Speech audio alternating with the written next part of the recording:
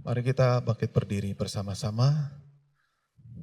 Sekali lagi kita boleh menenangkan hati kita. Kita mengambil waktu tenang sejenak di hadapan Tuhan.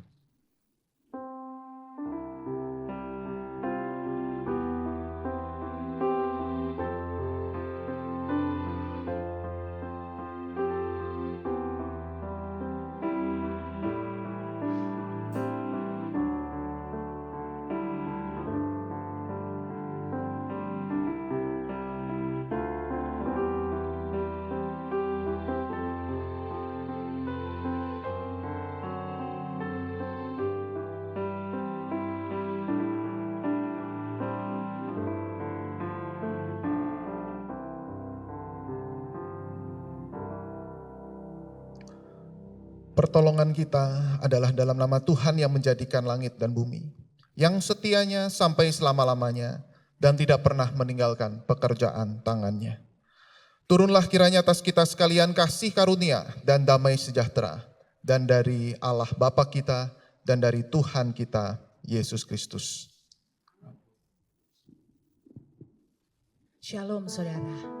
Saudara, firman Tuhan dalam Yohanes 3 ayat 16 berkata, karena begitu besar kasih Allah kepada dunia ini, sehingga Ia telah mengaruniakan anaknya yang tunggal bagi setiap kita.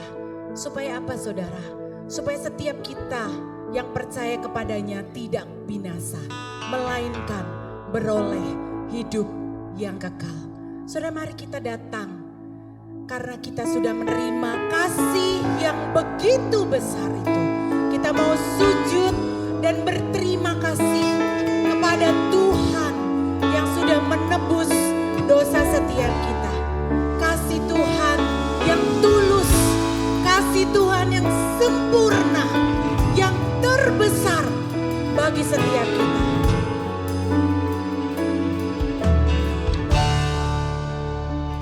Kasih Tuhan sungguh mulia,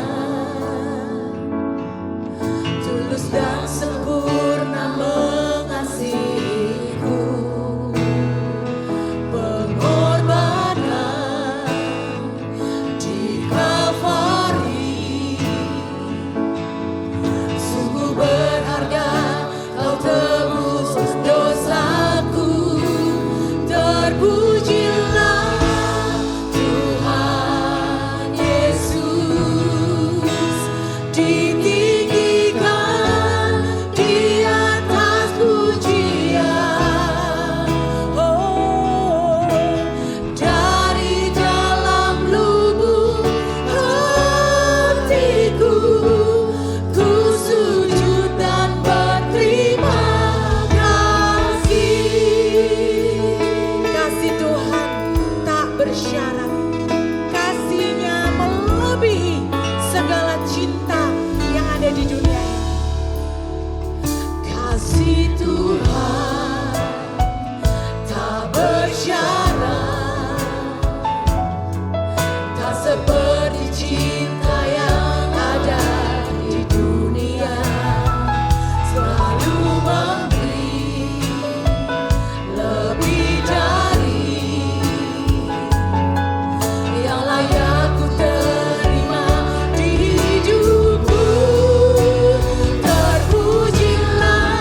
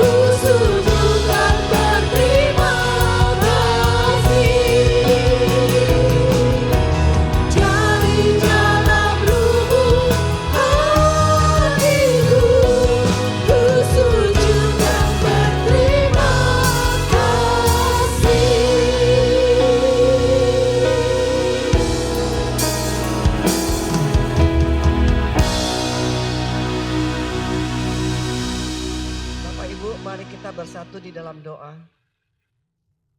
Tiada berkesudahan kasih setia Tuhan, tak habis-habisnya rahmat-Mu, selalu baru setiap pagi. Besar kesetiaan-Mu. Bapa, kami mengucap syukur dan berterima kasih atas penyertaan-Mu yang sungguh sempurna dalam kehidupan kami. Atas campur tangan Tuhan, atas kekuatan yang Tuhan berikan kepada kami. Segala pujian, hormat, ucapan syukur dan kemuliaan hanya bagi-Mu ya Allah yang bertata di tempat yang maha tinggi. Oleh karena kemurahan Tuhan, kami boleh hadir di dalam ruangan ini. Oleh karena kasih-Mu ya Tuhan, kami mendapatkan kesempatan untuk memuji dan menyembah-Mu. Kami menyadari akan segala keterbatasan kami, kekurangan kami dan kelemahan kami. Tidak ada satupun yang tersembunyi di hadapan-Mu ya Tuhan. Kiranya Engkau menilik hati dan pikiran kami. Kami mohon ampun atas segala dosa dan pelanggaran kami yang telah kami perbuat. Kiranya Tuhan berkenan mengampuni kami ya Tuhan. Terima kasih untuk pengampunan yang Engkau berikan kepada kami. Tuhan, kami ingin menyiapkan hati dan pikiran kami untuk melayani Tuhan. Tuhan memberkati untuk setiap anak-anak-Mu yang ambil bagian pada ibadah pagi hari ini. Biarlah urapan Tuhan, kuasa Tuhan dinyatakan melalui pelayanan mereka masing-masing. Nama Tuhan dimuliakan dan ditinggikan. Kami juga menyerahkan hamba-Mu, Bapak Pendeta Hermanto, yang akan menyampaikan kebenaran firman Tuhan. Satu hal yang kami percaya Tuhan, firman-Mu adalah pelita bagi kaki kami dan terang bagi jalan kami ya Tuhan. Dan juga biarlah melalui kebenaran firman Tuhan yang ditaburkan, kami boleh semakin mengerti kehendak Tuhan di dalam kehidupan kami. Kami mendapat bimbingan dari Tuhan untuk kami boleh hidup setia dan taat kepada perintah-Mu. Dan pada akhirnya nama Tuhan dimuliakan di dalam kehidupan kami. Dan juga Tuhan berkenan memakai kami sebagai saksi-Mu ya Tuhan dimanapun Engkau tempatkan kami berada. Pada akhirnya kami serahkan ibadah ini dari awal hingga akhirnya ke dalam tangan kasih-Mu. Dan juga kami mohon berkat Tuhan untuk Stephen yang akan menyaksikan kemurahan Tuhan. Kuasa Tuhan yang sudah begitu ajaib di dalam kehidupannya. Biarlah melalui kesaksiannya seorang semakin setia dan semakin giat untuk menjadi alat-Mu ya Tuhan. Terima kasih Tuhan. Dan apabila ada kuasa jahat roh iblis yang ingin mengganggu persekutuan kami pada pagi hari ini, kami menghancurkannya di dalam nama Tuhan Yesus. Biarlah ibadah ini sungguh-sungguh memuliakan nama Tuhan dan Engkau berkenan menyambut penyembahan pujian kami. Dalam nama Tuhan Yesus kami ucap syukur dan berdoa. Amin. Silakan duduk saudara. Mari anak-anak sekolah minggu boleh maju ke depan. Kita mau berdoa bagi setiap mereka.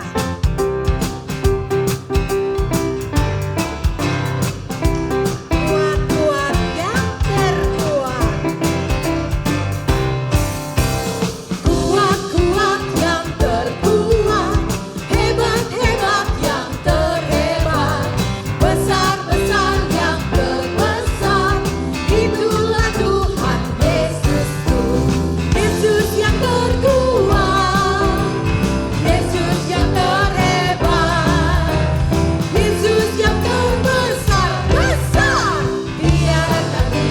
Yesus yang terkuat. Yesus yang terkuat. Yesus yang terhebat. Siapa? Yesus yang terbesar. Besar. Tiada tandingannya. Mari jemaat kita bangkit berdiri, kita angkat tangan berdoa bagi adik-adik sekolah minggu. Tolong adik-adik dalam hati ikutin doa Pak Yung ya. Yuk. Tuhan, kami semua anak-anak-Mu yang masih kecil, berterima kasih karena kami dilahirkan di tengah-tengah keluarga yang mencintai Tuhan. Kami mau belajar seperti Papa dan Mama yang juga setia beribadah kepada Tuhan. Berkati saya ya Tuhan sejak kecil sampai dewasa untuk tetap setia kepadamu. Kami berdoa di dalam nama Tuhan kami Yesus Kristus. Amin. Yuk. Silakan duduk saudara. Saudara, bagi setiap kita yang sudah menerima kasih Tuhan, kasih Tuhan yang begitu besar. Mari kita bagikan kasih itu bagi saudara seiman kita di gereja kita. Mari kita pujikan sama-sama, bertemu dalam kasih-Nya, berkumpul dalam anugerah-Nya. Mari kita bersukacita semua dalam rumah Tuhan. Karena tengok kanan kiri saudara-saudara seiman. Bertemu dalam kasih-Nya, berkumpul dalam anugerah-Nya, bersukacita semua di dalam rumah Tuhan. Bertemu dalam kasih-Nya, berkumpul dalam anugerah-Nya, bersukacita semua di dalam rumah Tuhan. Oh saudaraku dan saudara, boleh berikan salam, aku mengasihi engkau, karena Tuhan sudah mengasihi engkau terlebih dahulu. Di dalam rumah Tuhan, bertemu dalam kasih-Nya. Kita pujikan lagu ini sekali lagi. Bertemu dalam kasih-Nya, berkumpul dalam anugerah-Nya, bersukacita semua di dalam rumah Tuhan. Oh saudaraku dan saudariku, Tuhan cinta dan mengasihimu. Mari bersukacita semua di dalam rumah Tuhan.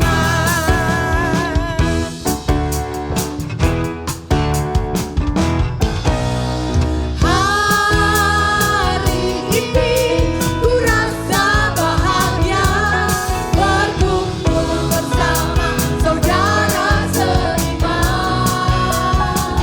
Tuhan Yesus, Tuhan. Mari dengan bangkit berdiri kita lakukan. Kita pujikan lagu ini. Tanpa memandang di antara kita.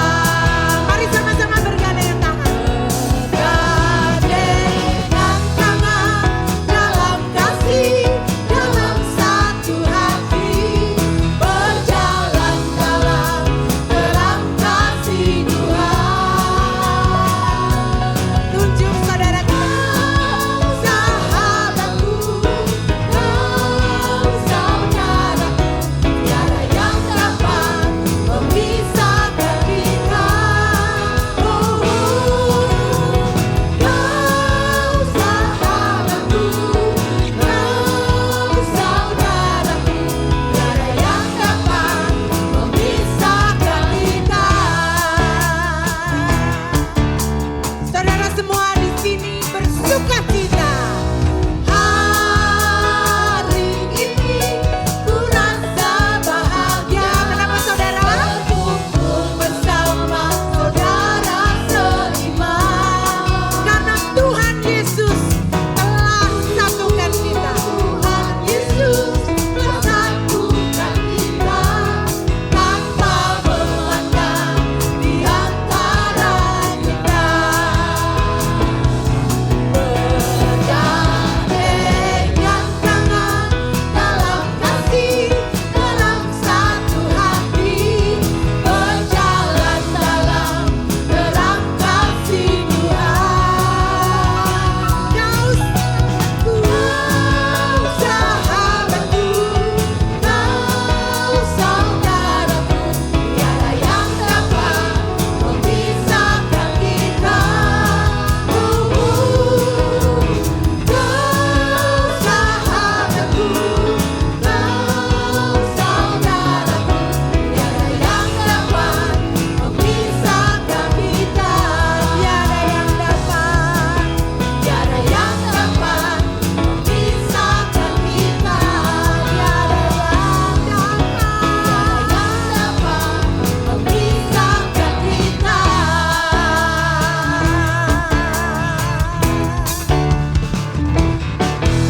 Puji nama Tuhan. Saudara, dengan tetap bangkit berdiri, kita mau meninggikan Allah kita. Allah ditinggikan dengan sorak-sorai, karena dialah Allah yang sudah terlebih dahulu mengasihi setiap kita. Kita mau bersorak-sorai, kita mau memuji Dia, kita mau meninggikan Dia.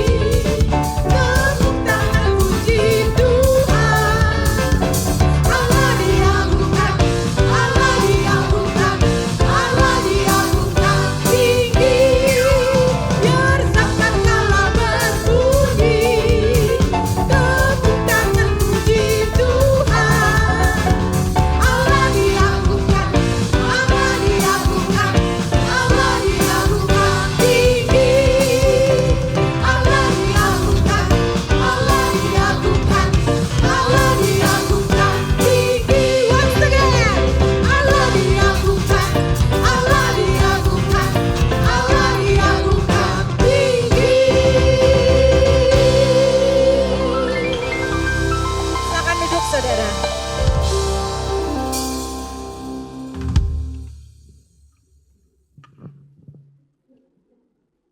Jemaat yang dikasihi Tuhan, hari ini hadir di tengah-tengah kita beribadah bersama-sama Saudara Stephen Tanus.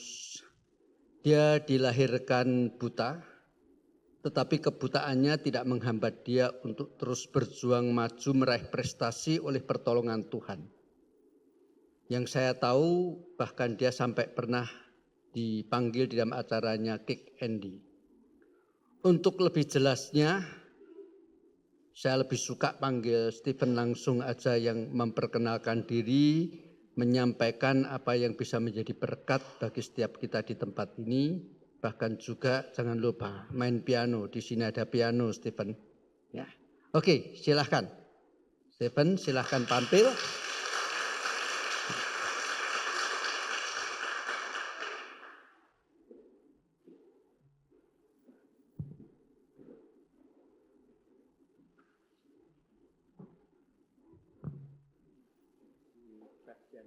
Iya. Berapa menit sebentar lagi. Oke.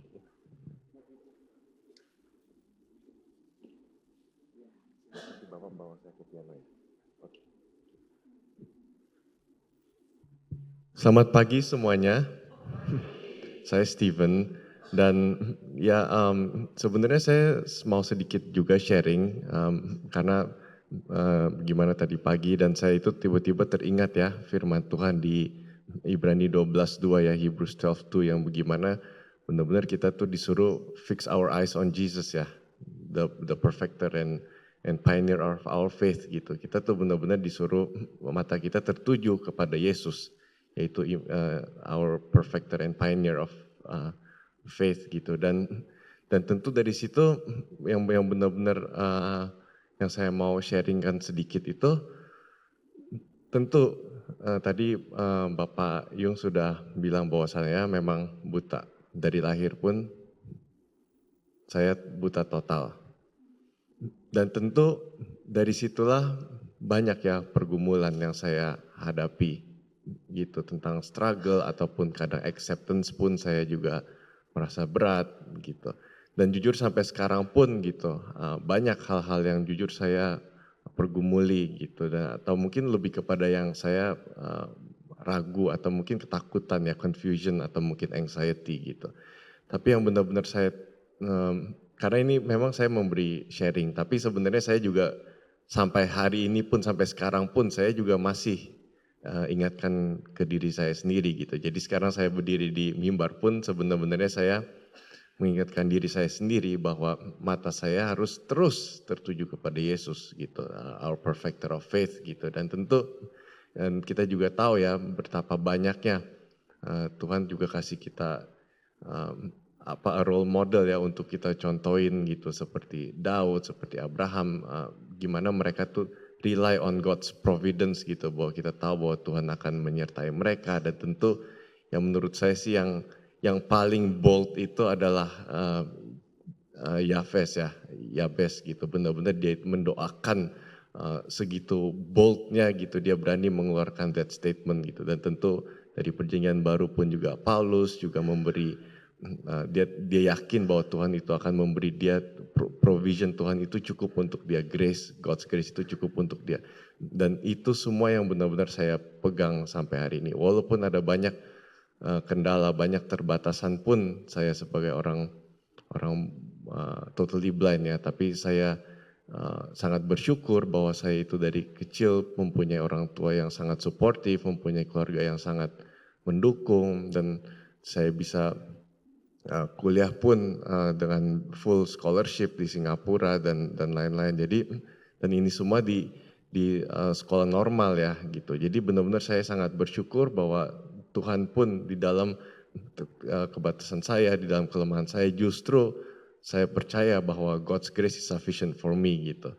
Dan tentu pada akhirnya menurut saya ya, my redemption itu climacticnya itu, janjinya itu adalah di Wahyu 21 dan Wahyu 22. Dan bagaimana kita tahu bahwa firman Tuhan itu menjanjikan a new heaven and a new earth gitu. Dan itu adalah pengharapan saya yang benar-benar sampai sekarang saya pegang.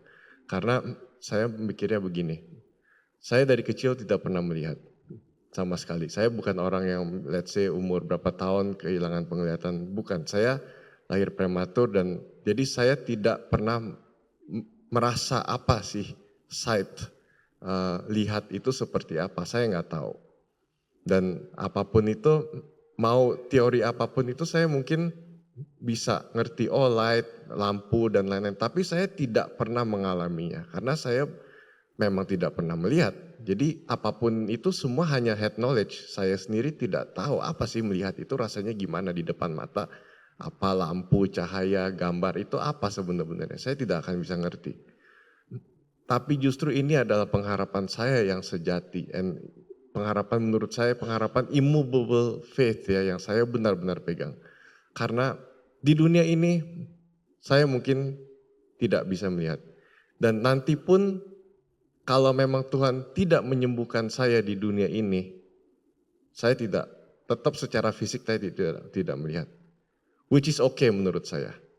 Karena saya tahu setelah di dunia ini, the first person, pribadi pertama yang saya akan melihat yaitu Tuhan Yesus Kristus, Tuhan dan Juru Selamat saya sendiri.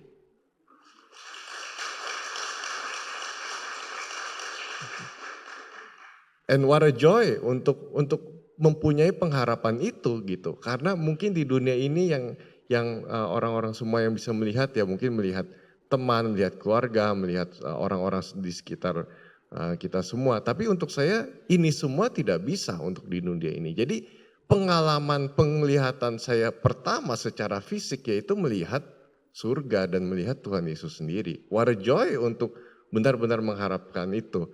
Dan justru dengan itu saya mau nutup dengan saya menaikkan sebenarnya lebih kepada menaikkan exaltation ya atau mungkin benar-benar praise dari hati saya yang memang tidak sempurna ini yang mungkin banyak pergumulan tapi saya ingin melalui permainan piano saya mendeklarasikan bahwa Tuhan itu baik, Tuhan itu besar, which is makanya saya akan memainkan secara arrangement simple saja How Great Thou Art karena saya ingin mendeklarasikan betapa besarnya Allah kita, Tuhan kita.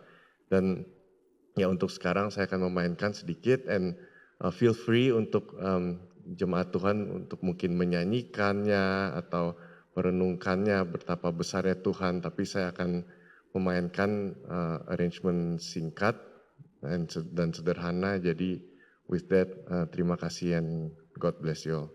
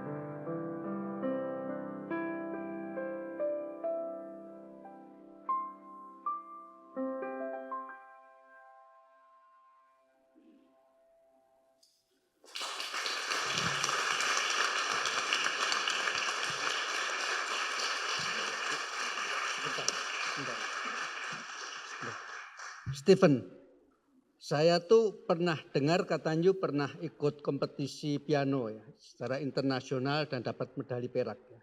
Boleh jelaskan dikit?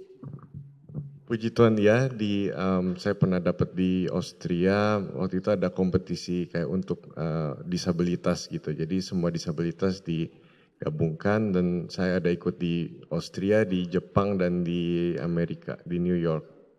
Jadi ya puji Tuhan di 3 kompetisi itu saya mendapatkan piala. Jadi ya puji Tuhan untuk itu.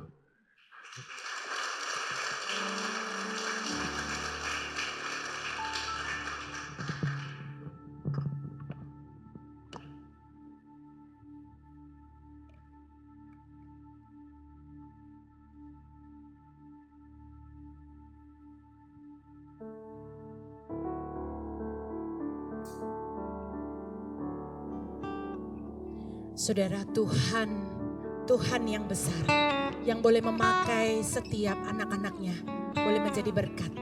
Pertanyaannya adalah, maukah setiap kita menjadi berkat buat orang lain? Maukah setiap kita diajar, dituntun oleh Tuhan dengan firman-Nya? Saudara, mari kita siapkan hati kita, pikiran kita, untuk kita boleh ditegur Tuhan. Biarlah firman Tuhan boleh kita dengar, telinga kita boleh peka terhadap apa yang Tuhan ingin katakan kepada setiap kita. Saudara, buka hatimu, biar Tuhan menjamah setiap hati saudara menjadi murid Kristus, bukan hanya followersnya Tuhan.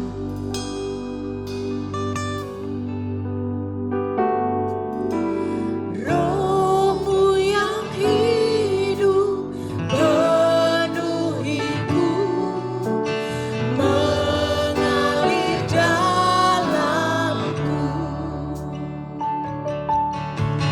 Jiwaku tenang bersamamu,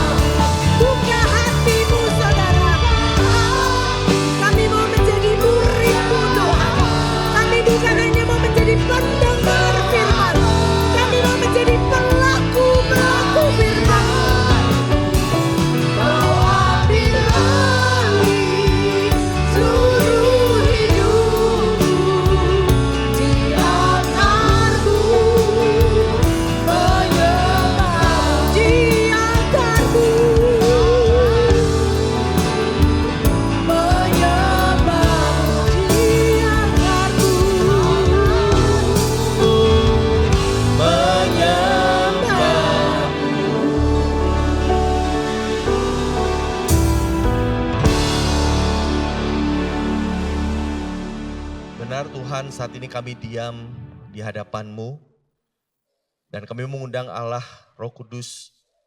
Kami menundukkan diri di hadapan-Mu dan mohon Engkau membentuk kami tepat menjadi seperti apa yang Engkau inginkan. Tuhan, sebentar kami akan bersama-sama membaca firman Tuhan dan merenungkannya. Mohon Engkau menuntun kami untuk kami bukan hanya mengerti tetapi kami boleh mengerjakan firman Tuhan ini dalam kehidupan setiap kami. Tuhan berkati setiap anak-anak-Mu, juga hamba-Mu yang hanya Engkau akan pakai untuk menyampaikan isi hati-Mu. Terpujilah Engkau Tuhan, dalam nama Tuhan Yesus kami berdoa dan kami mengucap syukur. Amin. Silakan duduk Bapak Ibu. Shalom Bapak Ibu Saudara yang terkasih dalam Tuhan. Bersyukur pada Tuhan hari ini diberikan kesempatan untuk beribadah dan melayani bersama-sama di tempat ini. Saya bersyukur dapat kesempatan itu dan saya bersyukur tadi mendengar sebuah kesaksian yang sangat indah dari Saudara Stephen. Mengingatkan kita untuk mari terus mengarahkan pandangan, mengarahkan pengharapan kita kepada Tuhan. Bapak Saudara, hari ini kita akan bersama-sama merenungkan satu bagian firman Tuhan yang menjadi rangkaian dari pembelajaran kita terhadap teladan tokoh-tokoh di dalam Alkitab, Bapak Saudara. Nah, kita akan mempelajari seorang tokoh yang saya kira mungkin tidak banyak diketahui oleh orang Kristen begitu ya. Ataupun kalau diketahui atau pernah dibaca atau didengar oleh orang Kristen, seringkali dimengertinya dengan salah, Bapak Saudara begitu ya. Nah, tokoh itu adalah Yabes, Bapak Saudara gitu ya. Saya mengajak kita untuk membuka satu bagian Alkitab. Mari kita membuka dari 1 Tawarik pasalnya yang keempat. Ayatnya yang ke-9 dan ayatnya yang ke-10. Ya, 1 Tawarik pasalnya yang keempat, ayat ke-9 dan ayat yang ke-10. Jika sudah mendapatkannya, bolehkah kita membacakannya bersama-sama begitu ya? Mari kita baca sama-sama. 1, 2, 3. Yabes lebih terpandang daripada saudara-saudaranya. Ibunya memberinya nama Yabes sebab katanya, aku telah melahirkan dia dengan kesakitan. Yabes berseru kepada Allah Israel katanya, kiranya engkau memberkati aku berlimpah-limpah dan memperluas daerahku. Kiranya tanganmu menyertai aku dan melindungi aku dari malapetaka sehingga kesakitan tidak mendera aku. Permintaannya itu dikabulkan Allah. Sedemikian jauh pembacaan firman Tuhan. Bapak Saudara, tahun 2000 ada seorang penulis buku Kristen bernama Bruce Wilkinson, Bapak Saudara. Nah, tahun 2000 itu dia menulis sebuah buku dengan judul The Prayer of Jabez, begitu ya. Dan Bapak Saudara, dalam waktu singkat, buku itu langsung menjadi salah satu buku bestseller Kristen, Bapak Saudara. Dalam 1 tahun bukunya terjual 2 juta buah, Bapak Saudara. 2 juta untuk buku pada zaman itu dalam 1 tahun terjual sebanyak itu adalah sebuah pencapaian yang luar biasa. 2 juta buku. Dan Bapak Saudara, kalau dihitung-hitung sampai sekarang, konon ceritanya buku ini sudah terjual lebih dari 10 juta buku, Bapak Saudara. Dan buku ini dijadikan sebagai sebuah buku yang sangat memberkati katanya, sangat menolong dan memotivasi untuk kehidupan orang Kristen berdoa. Dan bukan hanya buku The Prayer of Jabez, Bruce Wilkinson kemudian juga membuat buku serial-serialnya, Bapak Saudara. Prayer of Jabez Devotion, Prayer of Jabez for Teens, Prayer of Jabez for Men, for Women, dan sebagainya, Bapak Saudara. Dan banyak lagi, Bapak Saudara kalau googling akan menemukan ada banyak sekali serial dari The Prayer of Jabez ini. Dan hampir semua serialnya, Bapak Saudara, tidak ada yang terjual di bawah 1 juta buku, Saudara. Jelas ini adalah sebuah buku yang sangat fenomenal. Jadi jelas ini adalah sebuah buku yang bagi banyak orang, wow, ini buku yang keren banget. Ini buku yang patut dibaca, harus dibaca kalau kita pengen belajar punya kehidupan doa yang baik. Tapi yang jadi pertanyaan kita hari ini adalah, Bapak Saudara, apakah sebenarnya buku-bukunya Bruce Wilkinson tentang Prayer of Jabez itu adalah buku-buku yang layak untuk dibaca. Saya nggak tahu adakah di antara Bapak Ibu Saudara yang pernah membacanya atau baru hari ini mendengar Prayer of Jabez ini? Ada baru hari ini mendengar. Puji Tuhan. Pertanyaan berikutnya, apakah bukan hanya buku ini layak untuk dibaca? Pertanyaan berikutnya adalah buku ini sebenarnya sehat nggak sih secara teologi untuk menjadi pendasaran sebuah kehidupan doa gitu. Bapak Saudara, tanpa mengecilkan dan bukan bermaksud untuk mengecilkan dan merendahkan Bruce Wilkinson, Bapak Saudara. Terlepas dari berapapun juta buku yang dia sudah jual, Bapak Saudara, saya mau berkata buku The Prayer of Jabez dengan seluruh turunannya bukanlah buku yang saya kira pantas untuk direkomendasikan untuk dibaca, Bapak Saudara. Itu bukan buku yang tepat bahkan kalau mau dijadikan buku panduan bagaimana belajar berdoa, Bapak Saudara. Terlepas dari dia terjual berapa juta pun, Bapak Saudara. Saya mau berkata kalau Bapak Saudara belum pernah baca, nggak usah baca, tidak perlu cari, tidak perlu mencoba juga untuk mencari tahu sebenarnya apa yang dikatakan begitu. Karena memang tidak baik dan tidak sesehat itu untuk dibaca sebagai sebuah buku panduan doa. Kenapa demikian? Bapak Saudara, ada 3 masalah besar dari The Prayer of Jabez-nya Bruce Wilkinson, Bapak Saudara. The Prayer of Jabez-nya Bruce Wilkinson yang pertama-tama dan sangat mendasar, dia sebenarnya sedang mengajarkan doa sebagai sebuah mantra, Bapak Saudara. Artinya doa itu adalah mengucapkan beberapa kalimat kunci, beberapa kalimat yang diulang-ulang, yang seolah-olah kalau kalimat itu udah diulang, maka Tuhan harus menjawab. Tuhan terkontrol untuk harus melakukan apa yang diminta. Di bagian pembukaan bukunya dia langsung berkata begini, I want to teach you how to pray a daring prayer that God always answer. Soalnya dia berkata begini, kalau kamu doa kayak Yabez, kamu ucapin kalimat-kalimatnya Yabez, sama seperti Tuhan jawab Yabez, itulah jadi mantra yang membuat Tuhan harus menjawab kamu juga. Seperti menjawab Yabez. Padahal Bapak Saudara, bukankah doa itu adalah sebuah komunikasi dengan Tuhan? Bukankah doa adalah sebuah relasi dengan Tuhan, di mana di dalam kita belajar mengenal kehendak Allah, kita belajar mengenal apa yang Allah mau, apa yang Allah inginkan, siapa Allah sebenarnya, dan justru di dalam doa itu bukan kita memaksa Tuhan melakukan apa yang kita mau, tapi justru kita menundukkan dan menyelaraskan diri dengan apa yang Tuhan mau. Bapak Saudara, itu yang pertama problemnya. Doa bagi Bruce Wilkinson, bukan bagi Yabez ya Bapak Saudara ya. Bagi Bruce Wilkinson adalah sebuah mantra. Kekristenan tidak pernah mengajarkan doa sebagai sebuah mantra. Doa adalah sebuah komunikasi, sebuah relasi mengenal Allah. Yang kedua Bapak Saudara, apa problemnya Prayer of Jabez-nya Bruce Wilkinson? Problem besarnya tentu adalah ini. Problem besarnya dia mengajarkan sebenarnya teologi kesuksesan atau health and wealth theology. Teologi kemakmuran, Bapak Saudara. Dia berkata bahwa harusnya orang Kristen itu tidak boleh miskin, tidak boleh ada dalam masalah, tidak boleh ada dalam sakit penyakit. Orang Kristen itu harus benar-benar minta kepada Tuhan supaya ada kemakmuran, ada kesejahteraan. Kalau kamu tidak punya itu, artinya kamu belum pernah berdoa seperti Yabez.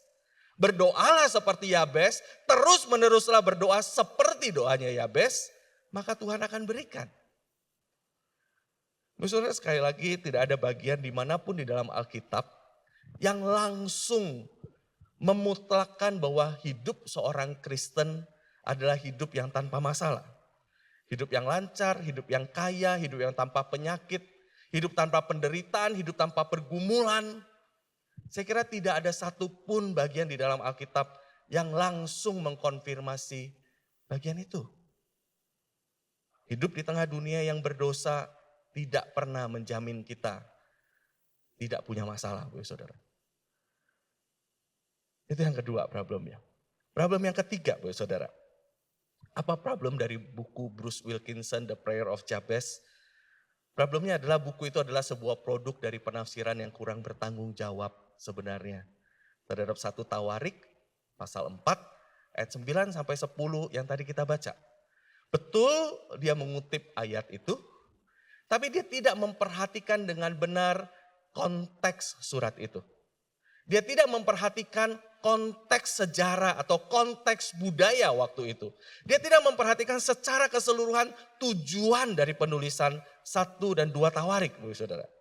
Sehingga akhirnya dia banyak memasukkan idenya sendiri, pemahamannya sendiri, budaya modern hari ini terhadap 1 Tawarik itu untuk mengangkat apa yang dia maksud saja, gitu, Saudara.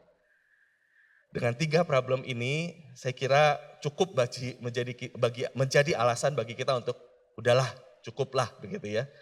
Bapak Saudara, mungkin Bapak Saudara sesekali nanti masih bisa menemukan buku Prayer of Jabez ke Gramet atau ke beberapa tempat yang lain. Saya kira masih ada buku-bukunya, tapi tidak perlu Bapak Saudara begitu ya. Tidak perlu untuk membelinya. Lalu kalau begitu, ngapain kita bahas Yabez hari ini? Bapak Saudara, yang bermasalah bukan doa Yabeznya.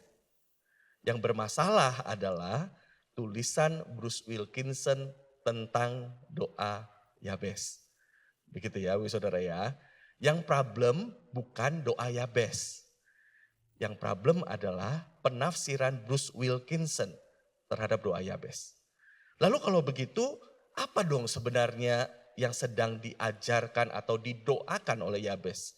Apa yang sebenarnya dia maksudkan di dalam doanya? Yang kita perlu pelajari bukan doa Yabez versi Bruce Wilkinson, tapi mari kita lihat doa Yabez versi Yabez di dalam 1 Tawarik pasal 4 itu, Saudara. Saudara, apakah yang sebenarnya diajarkan atau dikatakan oleh Yabez di dalam doanya? Apa sih sebenarnya doa Yabez ini? Saudara, ada 2 hal penting yang saya pengen ajak kita untuk renungkan. Yang pertama, Saudara, doa Yabez itu apa? Doa Yabez adalah doa seorang yang sangat menderita jiwanya dan sangat rindu untuk menjadi bagian dari umat Allah yang hidup dalam relasi perjanjian dengan Allah. Doa Yabez adalah doa dari seorang yang sangat menderita, bukan hanya fisiknya tapi jiwanya, dan dia ingin sekali, rindu sekali menjadi bagian dari umat perjanjian yang hidup dalam relasi dengan Tuhan. Saudara, kalau ingat nama Yabez, begitu ya Saudara ya. Nama Yabez itu sendiri adalah sebuah nama yang saya kira agak aneh, Saudara. Yabez di sini disebut namanya adalah penderitaan atau kesakitan besar. Mamanya kasih nama dia dan berkata, aku telah melahirkan dia dengan kesakitan, Saudara. Saudara, kalau kasih nama ke anak, ada yang mau kasih nama anaknya kesakitan besar, begitu, painful, gitu. Saudara, saya kira kalau orang normal akan memberi nama anak itu nama yang bagus-bagus, begitu kan ya. Tapi kenapa di sini Yabez itu dikasih nama dengan penderitaan atau kesakitan yang besar, Saudara? Apa sih yang terjadi sampai seorang ibu tega kasih nama anaknya penderitaan, Saudara? Nama itu kan yang dibawa seumur hidup menjadi cap stereotip hidupnya. Kenapa namanya penderitaan atau si sakit besar, Saudara?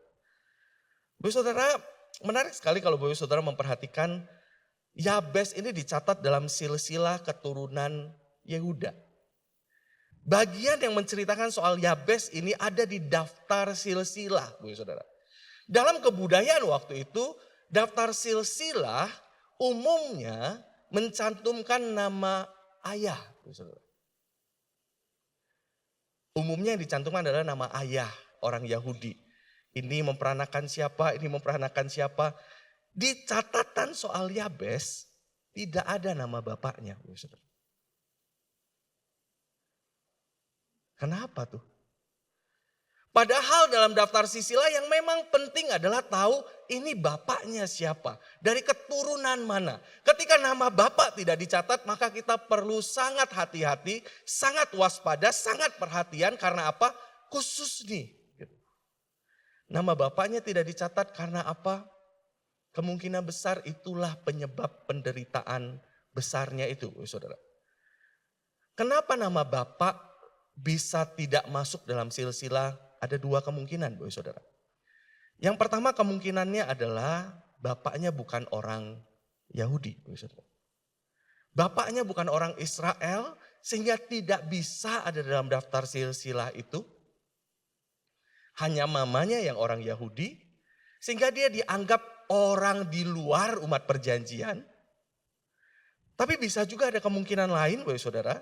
Dia hidup di zaman peperangan, dia hidup di zaman yang kacau balau. Dan ada banyak penafsir yang berkata, Yabes ini adalah seorang anak haram hasil pemerkosaan, saudara. Dari kecil dia tidak tahu siapa bapaknya, mamanya adalah korban kekerasan dan pelecehan. Dia tidak punya siapa-siapa dan begitu dia lahir, bukan hanya papanya dia tidak tahu, papanya bukan orang Israel, bahkan dia tidak jelas latar belakangnya, saudara. Dan hidup di tengah-tengah bangsa perjanjian atau umat perjanjian yang menganggap silsilah menjadi bagian dari umat Allah adalah segala-galanya. Yang menganggap bahwa relasi dengan Tuhan itu ditentukan oleh ikatan perjanjian itu. Lahir dari ayah bukan Yahudi, dari ayah yang tidak jelas, dari ayah yang bahkan tidak pernah bertanggung jawab. Adalah sebuah penderitaan yang amat sangat besar, saudara. Kondisi itu membuat dia ada di luar garis perjanjian itu. Membuat dia ada bersama-sama dengan orang Israel, tapi tidak pernah dianggap orang Israel. Ada bersama dengan umat perjanjian, tapi bukan bagian dari umat perjanjian. Dan itulah penderitaan besarnya. Saudara membayangkan seorang anak yang lahir dengan latar belakang tidak jelas saja, itu sudah merupakan sebuah penderitaan mental yang besar, bukan? Anak yang lahir dari keluarga broken misalnya. Anak yang lahir dengan kondisi yang tidak ideal. Itu sudah menjadi sebuah penderitaan besar. Ini ditambah lagi ada di tengah umat perjanjian. Tapi bukan bagian dari umat perjanjian. Itulah yang sebenarnya diteriakan oleh Yabes, saudara. Saya menyebutnya sebagai sebuah doa dari orang yang menyadari kemiskinannya secara rohani.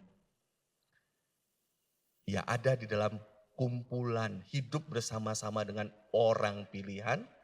Orang-orang yang katanya punya relasi dengan Tuhan, tapi dia tidak terhitung di dalamnya. Dia tidak punya bagian itu. Di tengah penderitaan itulah makanya Yabes berkata apa? Kiranya engkau memberkati aku berlimpah-limpah dan memperluas daerahku. Kiranya tanganmu menyertai aku dan melindungi aku dari malapetaka. Sehingga kesakitan tidak menimpa aku.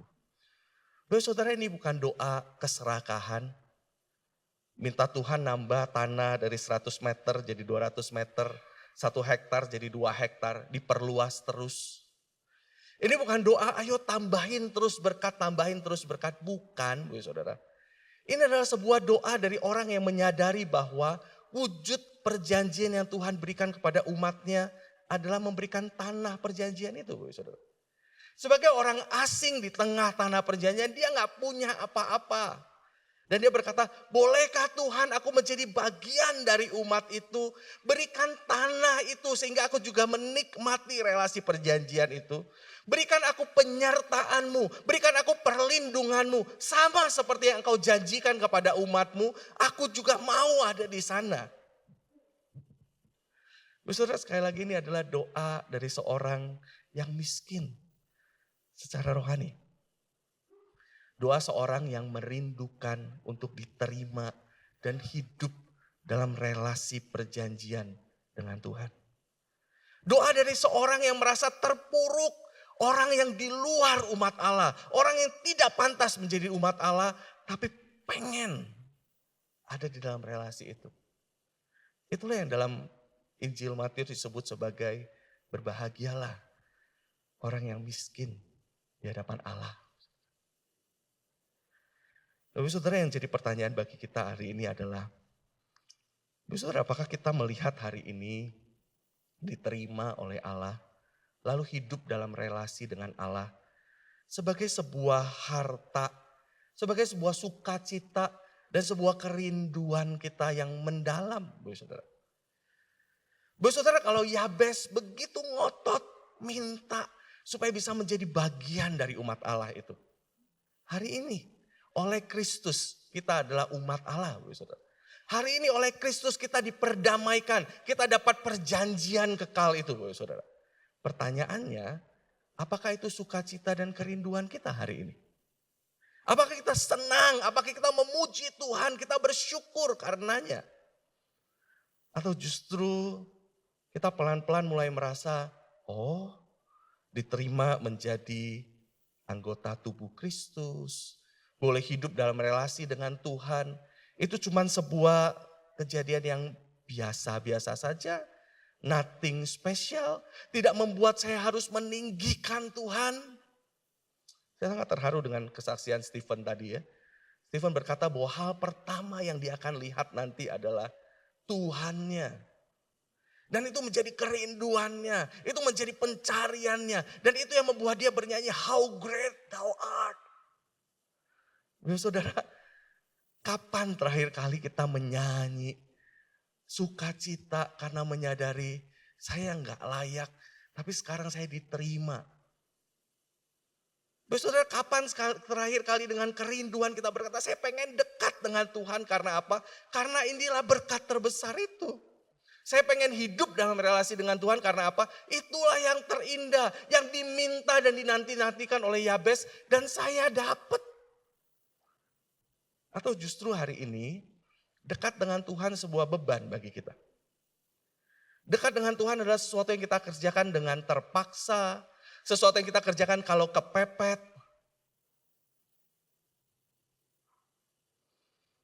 Saudara, apa artinya dekat dengan Tuhan dan ada dalam relasi dengan Tuhan bagi engkau dan saya hari ini? Apakah dekat dengan Tuhan artinya engkau rindu terus mengenal Tuhan, rindu terus menikmati relasi dengan Dia? Atau dekat dengan Tuhan hanyalah sekedar tentang saya bisa dapat apa dari Tuhan? Saudara, ini adalah gambar animasi Yudas yang mengkhianati Tuhan Yesus dengan sebuah ciuman, saudara. Saudara pernah bertanya kenapa Yudas menjual Tuhan Yesus? Apa yang membuat Yudas harus menjual Tuhan Yesus? Ada banyak alasan, tapi setidaknya ada dua yang jelas, saudara. Alasan pertama yang membuat Yudas menjual Tuhan Yesus adalah karena dia cinta uang, saudara. Alkitab berkali-kali berkata soal bagaimana Yudas itu sering mengambil dari kas yang dia pegang. Kenapa dia menjual Tuhan Yesus? Karena dia pengen uangnya, saudara. Bagi Yudas, Tuhan Yesus bukanlah orang yang paling penting, uanglah yang paling penting. Yesus cuman salah satu cara dan alatnya untuk mendapatkan uang. Sehingga kedekatannya dengan Tuhan Yesus bukanlah soal menjadi bagian dari tubuh, menjadi bagian dari pengikut Kristus. Bukanlah tentang kepengikutannya kepada Kristus, tapi tentang keuntungan apa yang saya bisa dapat dari Tuhan Yesus. Ketika keuntungan itu saya tidak dapatkan lagi, Yesusnya saya akan singkirkan. Saudara, hari ini ada banyak orang yang memperlakukan Yesus seperti Yudas juga. Yesus cuman ATM berjalan, cuman jin ajaib yang dimanapun dia membutuhkan apa harus segera menyediakan. Tuhan Yesus itu cumanlah hamba yang diperintah untuk melakukan apa yang dia mau. Ikut Tuhan Yesus bukan tentang Tuhan Yesus tapi tentang keuntungan apa yang Tuhan Yesus bisa berikan. Saudara, yang kedua, apa yang membuat Tuhan Yesus dijual sama Yudas? Yang membuat Tuhan Yesus dijual sama Yudas adalah karena Yudas tidak setuju dengan narasi salib yang terus-menerus dikatakan oleh Tuhan Yesus. Yesus seperti apa yang dimimpikan oleh Yudas? Yang dimimpikan oleh Yudas adalah Yesus yang menjungkir balikan pemerintah Romawi. Yesus yang memimpin revolusi. Yesus yang melawan. Tapi yang dia temukan adalah Yesus yang apa? Yesus yang terus berkata, saya harus ke salib, saya harus ke salib, saya harus ke salib. Yang Yudas tidak suka adalah Yesus yang tersalib. Kenapa? Karena dia tidak merasa butuh salib. Kenapa? Karena memang dia tidak suka salib dan dia tidak mau mengikuti salib. Saudara, bagaimana dengan engkau dan saya hari ini? Jangan-jangan kita menyebut diri kita pengikut Kristus. Kita senang bisa ada dalam relasi dengan Tuhan. Kita berkata, puji Tuhan saya diselamatkan. Saya jadi anak Tuhan. Tapi yang saya pikirkan hanyalah tentang berapa banyak yang saya bisa dapat dari Tuhan. Berapa banyak Tuhan bisa saya manfaatkan dan peras. Jangan-jangan yang kita pikirkan adalah Tuhan harus ikut narasi saya. Saya tidak butuh salib, saya tidak berdosa-dosa banget, saya tidak jelek-jelek banget. Saya bisa menyelamatkan diri saya sendiri. Saya butuh Tuhan Yesus yang tidak tersalib. Saya nggak butuh itu. Saya tidak mau menjalani jalan mengikut Tuhan di jalan salib. Saudara, jika itu yang terjadi, saya kira kita menyingkir terlalu jauh dari apa yang sedang didoakan oleh Yabes. Yabes berkata, saya pengen jadi bagian yang dapat perjanjian dengan Tuhan itu. Saya tahu saya di luar itu, saya tahu saya tidak pantas, dan saya butuh. Makanya dia datang, dia minta sebagai seorang yang miskin di hadapan Tuhan. Saudara, kita pun orang-orang miskin itu. Dan kalau hari ini Tuhan sudah kasih kita menjadi bagian dari tubuh Kristus. Bagian yang menikmati perdamaian yang dia kerjakan. Pertanyaannya bagaimana kita menghidupinya? Benarkah kita hidup dekat dengan Tuhan? Benarkah kita menjadikan relasi dengan Tuhan yang paling penting dan utama bagi kita? Benarkah kita sungguh-sungguh mengikut Dia di sana? Itu yang pertama, Bu Saudara. Yang kedua dan yang terakhir. Apa sih doa yang dinaikkan oleh Yabes atau apakah yang diajarkan dalam doa Yabes itu? Kalau yang pertama doa seorang yang miskin di hadapan Allah yang rindu ada dalam relasi dengan Tuhan. Yang kedua dari doa Yabes itu adalah doa yang mengajarkan soal Allah yang mendengar dan memperhatikan umatnya yang menderita dan menjawab mereka di dalam Kristus. Bu Saudara, ingat konteks 1 Tawarik dan 2 Tawarik ini adalah surat yang ditulis kepada umat Israel yang pulang dari pembuangan. Mereka pulang dengan sebenarnya hati yang sangat berat, Bu Saudara. Karena apa? Ketika mereka dibuang, mereka terusir dari tanah perjanjian. Mereka berpikir jangan-jangan Allah benar-benar sudah membuang kita. Jangan-jangan ikatan perjanjian itu sudah selesai. Tuhan sudah tidak punya perjanjian dengan kita lagi. Sehingga waktu mereka pulang mereka rasa aduh gimana ya gitu. Dan ketika silsilah ini ditulis, ini menjadi sebuah penghiburan bagi mereka soal ada Allah yang masih tetap berpegang pada janji setianya. Allah yang tetap memegang perjanjiannya. Ketika kisah Yabes ditulis, Bapak Saudara, itu menjadi sebuah pesan besar bagi Israel.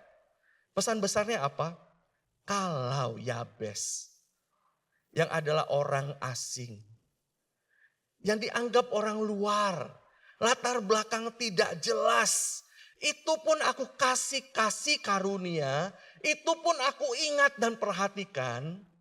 Mungkin gak sih aku lupa sama Israel, umatku, anakku. Kira-kira itu pesan yang mau disampaikan dengan silsilah ini, Bapak Saudara. Pesan bahwa ada Allah yang setia. Ada Allah yang tidak pernah ingkar janji walaupun umatnya tidak setia. Ada Allah yang tidak bisa berhenti mengasihi umatnya walaupun umatnya tidak mau mengasihi Tuhannya. Ada Allah yang tetap berpegang pada perjanjiannya. Karena itu Israel tenanglah. Karena apa? Karena Tuhan masih berpegang pada perjanjiannya. Itu yang mau disampaikan Allah melalui doa Yabes ini, Bapak Saudara. Dan bukan hanya sekedar Allah memperhatikan, Allah bahkan berkata bagaimana dia menggenapi janji setianya.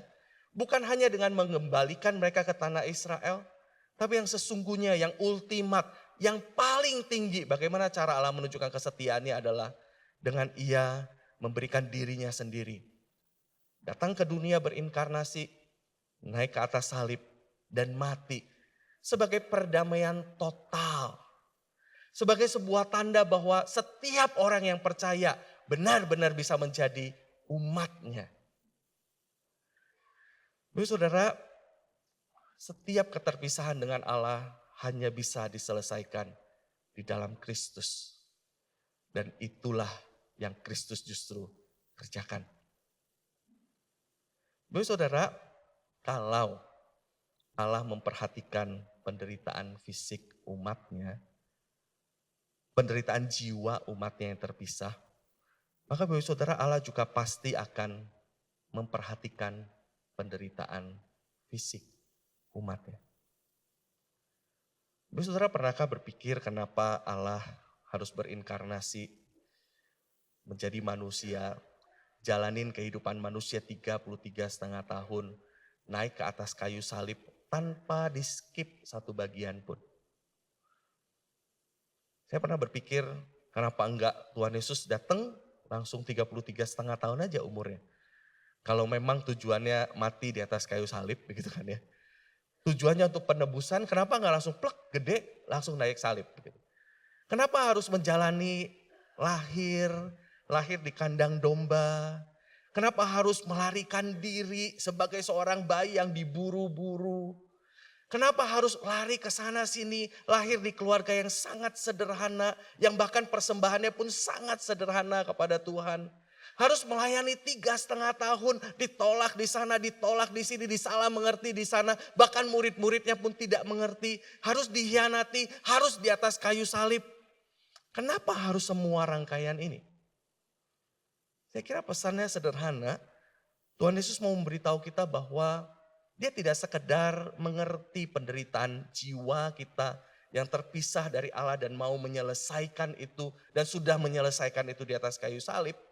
Tapi dia juga mau berkata bahwa dalam inkarnasi saya mengerti, saya mengalami semua penderitaan yang manusia sebut hari ini sebagai penderitaan. Kamu dikhianati, saya tahu artinya dikhianati. Kamu disakiti, saya tahu artinya disakiti. Kamu ditinggalkan, saya tahu artinya ditinggalkan. Menderita, saya tahu artinya menderita. Loh saudara, tidak ada satu Tuhan pun, tidak ada satu agama pun yang dapat berbicara dengan lebih tepat kepada manusia yang menderita selain daripada kekristenan. Saudara. Karena apa? Semua agama yang lain mengajarkan, ayo keluar dari penderitaan. Ayo kita selesaikan, kita lari dari penderitaan ini. Mari kita cari jalan keluar dari penderitaan. Tapi hanya kekristenan yang berkata, Tuhan kita datang merangkul penderitaan itu bersama dengan kita di dalam penderitaan. Bahkan bukan hanya merangkul kita di dalam penderitaan, dia adalah Tuhan yang menang terhadap penderitaan itu. Dia Tuhan yang mampu mengubah penderitaan, mengubah kesulitan, mengubah kejahatan untuk mendatangkan kebaikan terbesar bagi manusia. Itulah pengharapan kita di tengah seluruh penderitaan hari ini. Saudara, itulah sebabnya di atas kayu salib Tuhan Yesus berteriak, Allahku, Allahku, mengapa engkau meninggalkan aku? Kenapa Tuhan Yesus berteriak ini? Satu, dia mengalami penderitaan yang sangat besar, terpisah dari Allah, menggantikan kita. Satu, dia mengalami penderitaan fisik yang sangat besar. Tapi pada saat yang sama semua itu dia alami supaya apa? Tidak ada satupun lagi anak-anaknya yang nanti perlu berteriak kepada Tuhan. Allahku, Allahku, kenapa engkau meninggalkan aku? Karena apa? Karena Kristus sudah menanggung semuanya. Saudara, apa implikasinya bagi kita? Apa implikasinya kita punya Allah yang mendengar, memperhatikan penderitaan kita dan menjawab kita dengan Kristus? Ada 3 implikasi sederhana Bapak Saudara. Yang pertama, mari datang berseru kepada Tuhan. Kalau engkau ngerasa engkau menderita, engkau ngerasa ada beban yang tidak sanggup engkau tanggung. Engkau bahkan ngerasa ada kekecewaan, ada kebingungan, ada apapun itu. Mari seperti Yabes datang dan nyatakan apa yang menjadi penderitaan dan beban berat kita itu. Karena apa? Tuhan mendengar. Karena apa? Tuhan bersama kita di dalamnya. Karena apa? Karena Tuhanlah yang mampu terus bekerja mengerjakan kehendaknya di dalam semua itu. Saudara, banyak orang tidak berani datang kepada Tuhan. Mungkin takut Tuhan menolak, mungkin takut kurang sopan menyampaikan isi hati kepada Tuhan. Tapi saya mau berkata, Tuhan pengen kita anak-anaknya datang dengan jujur dalam apapun pergumulan yang kita hadapin. Karena apa? Dia Bapa yang mengasihi dan peduli kepada kita. Saudara, punya anak itu menjadi sebuah pembelajaran besar buat saya.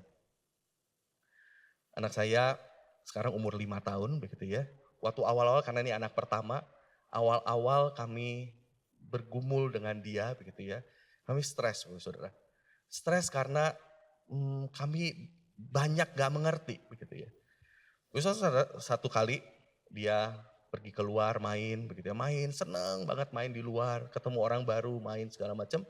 Tiba-tiba pulang sampai ke rumah, tiba-tiba nangis, tantrum saudara. Nangis, teriak-teriak, kita ini kenapa ini anak begitu. Kita suruh diem, pakai kenceng diem gak bisa, pakai lembut diem gak bisa, lalu dia nangis. Dan kita cuma bisa duduk di sana, lalu kita juga mau nangis jadinya begitu. Ini kenapa ini anak begitu. Setelah lama didiemin, dia akhirnya diem begitu, kita tanya kenapa begitu. Dia gak bisa jelasin kenapa begitu saudara. Lalu beberapa kali kejadian ini berulang lagi dan itu buat kami frustrasi.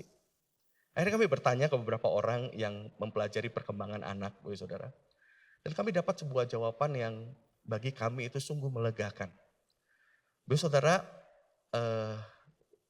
orang yang kami tanyain itu ngomong begini. Anak itu tantrum di rumah, itu baik gitu. Loh, kenapa baik? Kita bilang stres orang tuanya. Stres gak ngerti anaknya itu kenapa baik begitu, gimana gitu ceritanya begitu. Orang itu ngomong begini. Anaknya itu tantrum di rumah. Karena apa? Karena dia tahu rumahnya adalah tempat amannya. Di luar mungkin dia ngalamin banyak kekhawatiran, situasi baru, itu buat dia anxious. Dia ketemu orang baru, dia seneng tapi dia ada banyak hal yang dia tidak mengerti. Tapi dia tidak berani mengekspresikan diri di luar. Dia tidak berani mengungkapkan perasaannya di luar. Stresnya dia tumpahin kapan? Waktu dia pulang ke rumah, dia tumpahin stresnya. Karena apa? Dia tahu di rumahlah tempat amannya. Di rumahlah ada orang yang akan mengerti dia. Akan mendengar dia. Akan menangis bersama dengan dia. Baik saudara, kita hidup di tengah dunia yang kadang-kala memang tidak mudah bagi kita. Ada pergulatannya, ada pergumulannya. Tapi mari datang kepada Bapa kita di tempat aman kita, saudara. Yang kedua, saudara, percayalah kepada hatinya Tuhan dan nantikanlah kemuliaannya Tuhan dinyatakan. Saudara, di tengah pergumulan kita bisa jadi kita tidak mengerti Tuhan sedang ngapain. Dan memang mungkin yang perlu dicari bukan mengerti apa yang Tuhan sedang kerjakan karena kita seringkali tidak akan pernah bisa sepenuhnya mengerti Tuhan sedang ngapain. Tapi mari kita belajar percaya kepada hatinya Tuhan. Kadang kita bingung kenapa Tuhan mengizinkan ini masih terus terjadi. Kenapa Tuhan tidak langsung kasih jalan keluar. Kenapa jalan keluarnya gak begini. Kenapa harus muter. Kenapa harus menunggu. Kenapa ini, kenapa itu dan sebagainya. Saudara, di tengah kenapa itu. Saya kira satu hal yang kita perlu lakukan adalah belajar melihat hatinya Tuhan. Saudara. Kalau Tuhan memberikan semua muanya. Termasuk dirinya sendiri di atas kayu salib. Akankah ia menyayangkan sesuatu yang baik dari kita? Kalau dia adalah Allah yang sudah berikan nyawanya, mungkinkah dia mencelakakan kita? Kalau dia Allah yang memikirkan kemuliaannya, mungkinkah apa yang sedang terjadi tidak untuk kemuliaannya? Setiap kali kita tidak mengerti apa yang sedang terjadi, lihatlah kepada kayu salib Bapak Ibu Saudara, dan lihatlah hati Tuhan di sana. Lalu mari kita tundukkan diri dan kita tunggu kemuliaan Tuhan seperti apa yang Tuhan mau nyatakan. Yang terakhir Bapak Ibu Saudara, mari kita nyatakan dan proklamasikan Kristus kepada dunia. Kalau kita punya Kristus yang memperhatikan orang-orang yang miskin secara rohani. Kita punya Kristus yang begitu peduli pada umatnya. Bukankah itu adalah proklamasi yang untuknya kita harus kerjakan kepada dunia yang tidak mengenal kasih, kepada dunia yang tidak berpengharapan ini. Ada berapa banyak orang yang hari ini hidup di tengah ketersesatan dan mereka butuh Kristus. Ada berapa banyak orang yang hidup di luar Kristus dan tidak punya pengharapan hari ini. Ada berapa banyak orang yang menderita dan tidak mengerti bagaimana harus menghadapi penderitaan itu. Kalau bukan kita yang punya Kristus dan mengalami pengharapan di dalam Kristus yang memberitakan kepada mereka, siapa lagi? Saudara? Mari Bapak Ibu Saudara kita tunduk kepala, kita berdoa.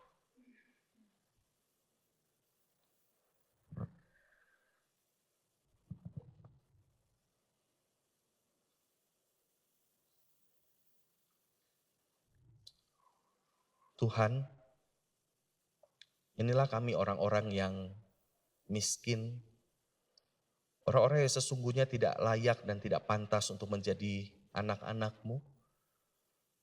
Namun adalah orang-orang yang Engkau berikan kasih karunia, orang-orang yang Engkau kasihani, orang-orang yang Engkau bawa dan Kau jadikan anak-Mu sendiri.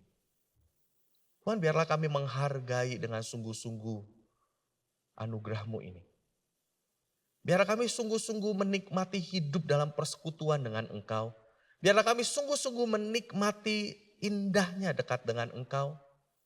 Dan mohon Kau terus membaharui hati kami yang melekat hanya kepada Engkau dan bukan kepada apa yang Engkau berikan. Tuhan, pagi ini kami juga datang ke hadapan-Mu. Engkau yang tahu jeritan hati setiap kami. Terima kasih Engkau memberikan Kristus untuk menyelamatkan jiwa kami. Dan kami juga bersyukur kepada Kristus yang mempedulikan setiap kami. Tuhan, Engkau yang tahu penderitaan kami. Engkau tahu beban berat pergumulan kami. Engkau tahu kekecewaan, kebingungan, ketakutan kami. Tuhan, kami datang ke hadapan-Mu. Kami rindu ditenangkan oleh Engkau. Kami rindu dikuatkan oleh Engkau. Kami rindu boleh terus berjalan, meninggikan dan menceritakan Engkau di dalamnya. Tuhan, tolong kami. Terpujilah Engkau Tuhan, dalam nama Tuhan Yesus kami berdoa. Amin. Tuhan berkati Bapak Ibu.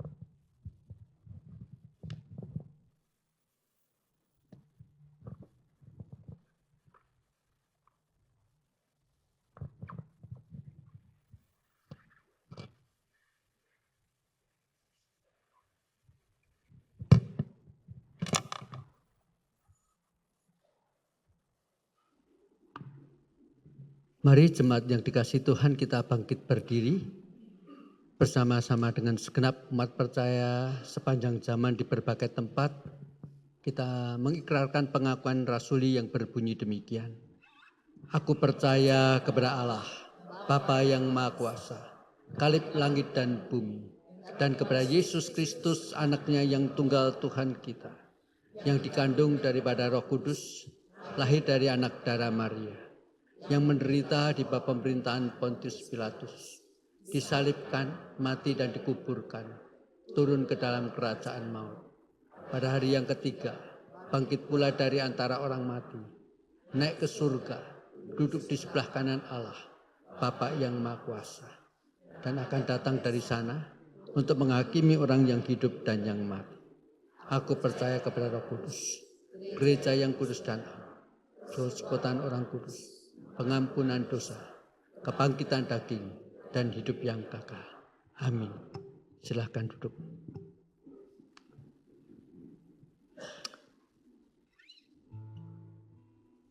Mari sebelum kita memberikan persembahan, kita masuk di dalam doa.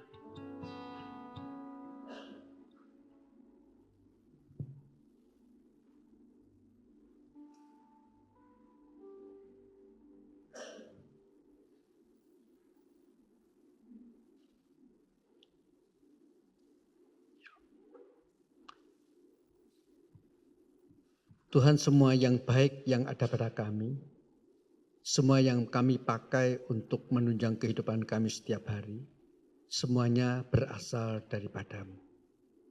Kami mengucap syukur di tengah-tengah ibadah kami pada pagi hari ini. Engkau juga boleh memberikan kepada kami kesempatan untuk menyisihkan sebagian apa yang sudah kami terima daripada-Mu untuk kami kembalikan bagi kemuliaan-Mu. Benar, berkenalah Tuhan, Engkau menerimanya. Dalam nama Kristus Yesus kami memohon. Amin.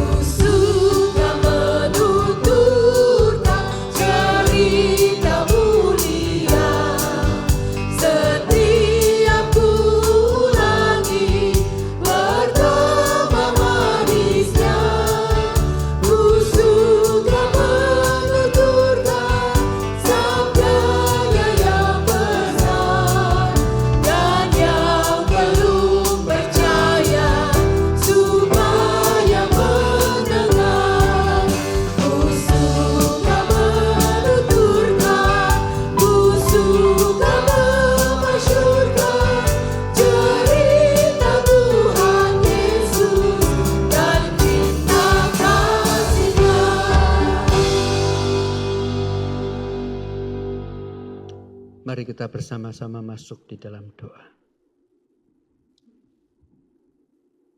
Tuhan, kami percaya di dalam setiap kami ada pergumulan-pergumulan. Karena tidak mungkin ada seseorang yang hidup di dalam dunia ini tanpa pergumulan dan masalah.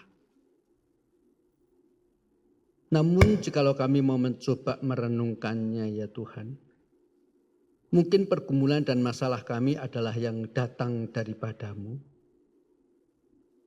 Dan kami percaya itu Engkau maksudkan supaya kami boleh terus semakin teguh di dalam Engkau. Supaya kami boleh semakin bertaut, memandang dan bersandar pada-Mu.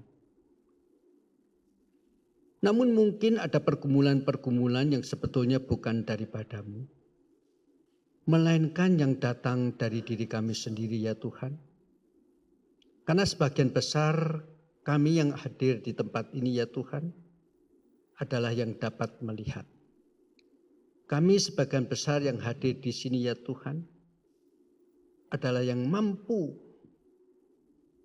tertarik dan bisa tertarik oleh semua apa yang ada di dalam dunia dengan iming-imingnya. Jikalau pergumulan kami karena ketertarikan kami kepada dunia ini ya Tuhan, maka kami percaya pergumulan kami tidak akan pernah selesai sebelum kami menyelesaikan diri kami untuk menekan semua keinginan-keinginan itu lebih daripada kerinduan kepadamu. Tuhan, mungkin karena kami sanggup melihat semua apa yang ada di dalam dunia ini, maka membuyarkan konsentrasi kami untuk merindu mendalam atas Engkau. Tuhan, butakan mata hati kami, sehingga kerinduan kami seperti yang dikatakan oleh Stephen. Kami rindu melihat Engkau. Kami rindu menjadikan Engkau lebih daripada yang lain, lebih berharga daripada apa yang ditawarkan oleh dunia ini. Dan kami percaya ya Tuhan, ketika kami sungguh-sungguh mau menyelesaikan diri kami dengan ketertarikan kami atas dunia ini, karena keinginan-keinginan kami yang sebetulnya bukan datang daripadamu, Tuhan, dengar doa kami.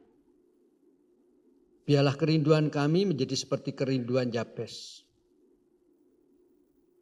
Boleh merasakan sukacita karena kami adalah umat. Boleh merasakan sukacita kami karena kami berbagian di dalam pekerjaan. Kami boleh bersukacita karena kami berbagian di dalam pelayanan yang Kau berikan untuk memberitakan Injil kepada lebih banyak orang. Itu sebabnya ya Tuhan, untuk kami sendiri cukup kami berdoa dan meminta. Bapa kami yang di surga, dikuduskanlah namamu, datanglah kerajaan-Mu, jadilah kehendak-Mu di bumi seperti di surga. Berikanlah kami pada hari ini makanan kami yang sesuai, dan ampunilah kami akan kesalahan kami, seperti kami juga mengampuni orang bersalah kepada kami. Dan janganlah membawa kami ke dalam pencobaan, tetapi lepaskanlah kami daripada yang jahat. Karena Engkau yang punya kerajaan dan kuasa dan kemuliaan sampai selama-lamanya. Amin. Mari kita bangkit berdiri. Bagi Bapa, Anak, dan Roh, puji, hormat, dan mulia, dulu, sekarang, tak berubah, hingga selama-lamanya.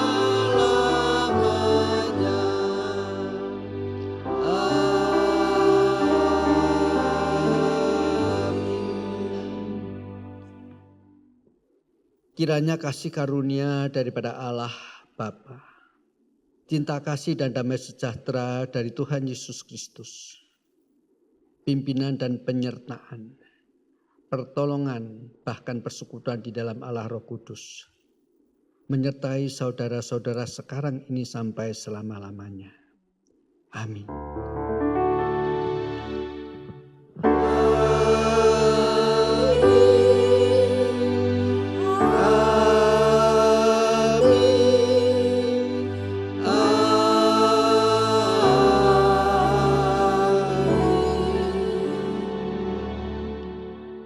Silakan duduk, doa